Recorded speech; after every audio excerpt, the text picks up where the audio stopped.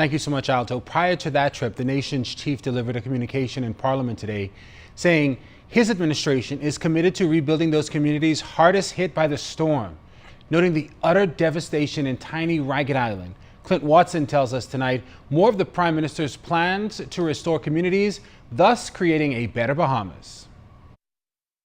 This is the first time in the modern history of the Bahamas that an entire island has witnessed the wholesale destruction of its infrastructure, both private and public.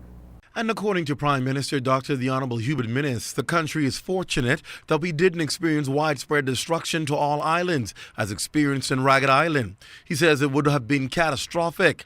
Mapping the way forward, the Prime Minister says new protocols will be needed to shield the Bahamas from becoming victim every time a hurricane threatens the archipelago.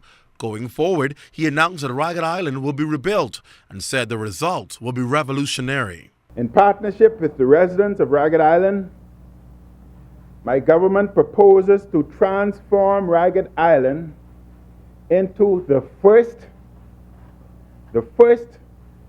fully green island in the region, utilizing renewable energy and smart technologies from solar energy to sustainable water purification systems. But in order to accomplish this, the Prime Minister says assistance will be needed from Bahamians, friends of Ragged Island, as well as the international community. Out of the devastation and the destruction, a new Ragged Island will emerge, including stronger building codes, improved zoning, and strategies to mitigate against climate change and rising sea levels.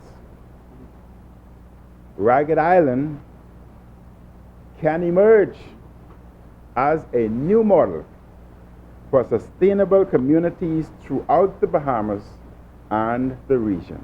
A further evacuation of Ragged Island will take place this week, and those previously evacuated will be allowed to return to secure personal items. The evacuations before Hurricane Irma is the largest in Bahamian history. Prime Minister Minnis noted that had 40 Ragged Islanders not evacuated, it would have been a different story to be told. Not only was there the fear of death, but death comes in two forms. Death, as we know,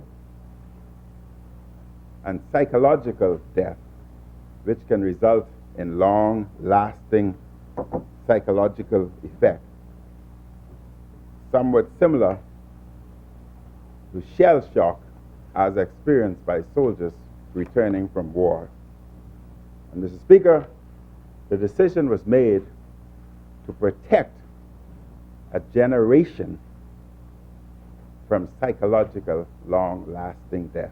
Now, in case you're wondering about that evacuation bill, which the government promised they would present in Parliament today, well, the Prime Minister says after a lengthy discussion, they decided to consult with the opposition on the bill, as well as public consultation before presenting it to Parliament. Clint Watson, ZNS Network News.